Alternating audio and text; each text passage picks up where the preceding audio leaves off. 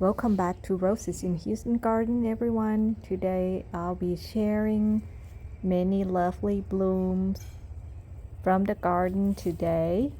We have Princess Charlinda Monaco, which opens up apricot color, and as the day goes by or the temperature increased, then the bloom color is going to be more light pink, like that one.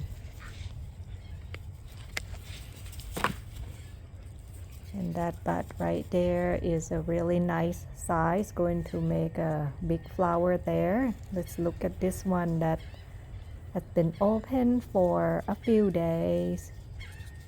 This rose makes a good cut flower too, due to its long stem, and the fragrance is really wonderful. It smells like perfume, but a good one. And that's cilantro flower on the left hand side. Overall, the health of the plant looks really good. It had a lot of thrip damages earlier, but now looks like thrips kind of slow down on eating the petals at this stage. And that is William Morris, that has been growing really well. That one is over the moon. That one seems to black spot quite a lot. And this is Scent Sweet Hun from David Austin that I got this year. That is Red Traviata. And we have Salvia, looks really good. I have Abraham Darby over here, kind of hidden. I think I shouldn't have planted it over here because of the location. Have parsley and some other veggies around here, but for now I'm just going to leave it here and then eventually move to another spot. But overall, everything in that section looks really good. Next, we are going to check out Florentina, and real quick, have rose totes available here. Have two sizes. This one is a smaller version, which is 15 by 15 inches.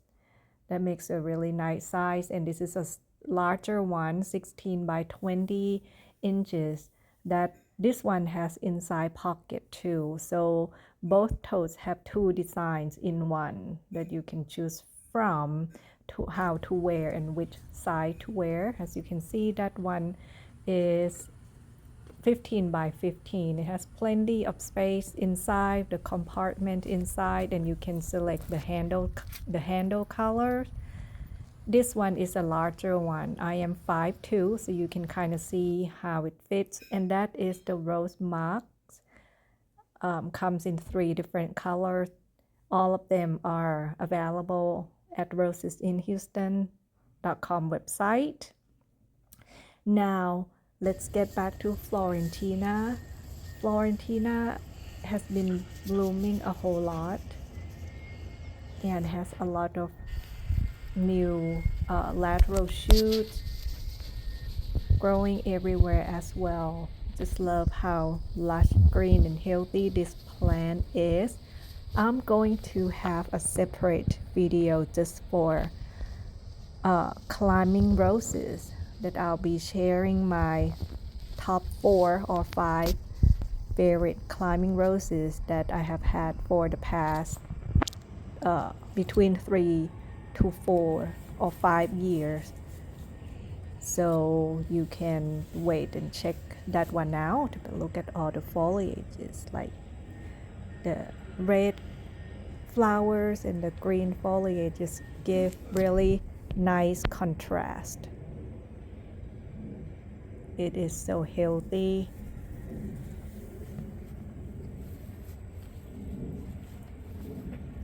If you like red rose, or even if you don't, because I didn't really want any red in my garden, but eventually I end up getting some red because that gives really nice pop of colors in the garden as well. And what I like about Florentina is the bloom shape is like cup, and of course some flowers can open flat too. It depends on temperature, but for the most part it's kind of cup shaped bloom. And another red climbing rose that I used to have, that's Red Eden. Somehow, unfortunately, that one didn't make it, so I may try again in the future if I have space for that one. But Florentina is really a strong, healthy one for me in my backyard. Love this rose. It just needs a lot of space though.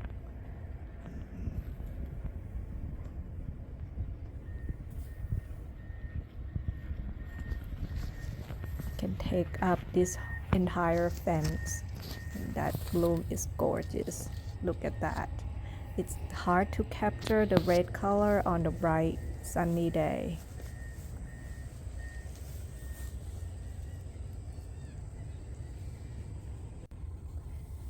Now in this section, every rose is growing nicely. That is Belinda's blush that I have had for 3 years. Somehow it stay around one foot at 1 foot tall until this year, that all of a sudden it looks like it, you see those canes like grow a lot longer. So I think it's going to finally flourish and do better this year. And that is Fix Caprice. That's new to the garden. This one stay fairly low, so we'll see how tall it can get. I have Moonlight in Paris, and I have to have all these barriers down here because I just fertilized, and then the dog tried to eat the fertilizer, so I have to put something down on the top. That is Distant Drum. That one in the back. This one, Earth Angel, has been doing really well. It's pretty bloom, but you can see thrip damages a lot more on the light color roses like this one. But eventually it will improve as far as the, well, that one is pretty. As far as the thrip damages, we'll see less, hopefully. But of course each year is not the same. It is something to be expected in, especially in the no spray environment like mine. You see a lot more pest damages during the first flush. That is Crazy Love. Starts to bloom now. It's been growing so nicely. We haven't had a lot of rain this year. It's kind of come one time and then gone for a long time. Not very consistent. So we'll see how that goes the rest of the year. This one is Sombre Climbing Rose from Antique Rose Emporium. This one has been blooming quite often.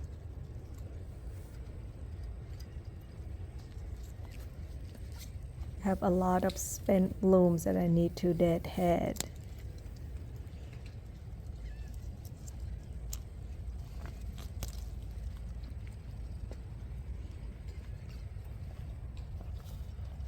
Silas Manor just finished the first flush, so there's just a few more flowers left. Still looking pretty. So many of these roses I just finished the first flush. That's why I put out the fertilizer again. And this one is another climbing rose, Spirit of Freedom.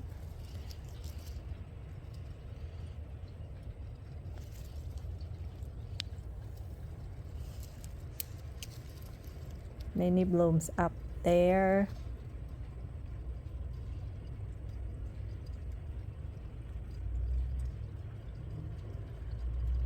And I finally got a chance to prop it back up because it was all the canes were leaning, flipping towards the right side. So I just had the time one day to slowly move some of the canes back to center the plant.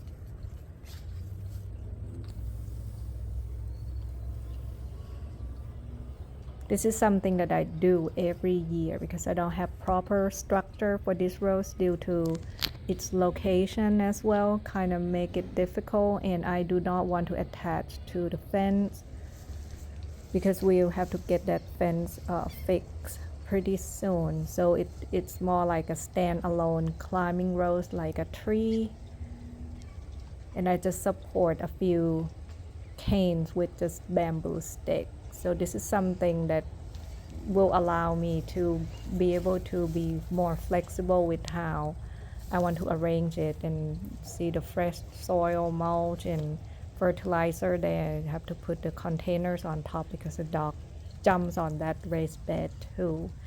This raised bed, while it looks good from afar, I do not recommend it because it starts to fall apart already. So I have to get a new replacement maybe within a year. That one is Perryville Prince from Antique Rose Emporium. I planted this one last spring. Bought this one along with Quicksilver. This rose is so pretty. And real quick, this is the digital rose journey that if you have a long list of roses you want to keep track, check that one out. Here is April Love, which has been blooming so well. Somehow the color and form of this one, it can look very similar to Boscobel.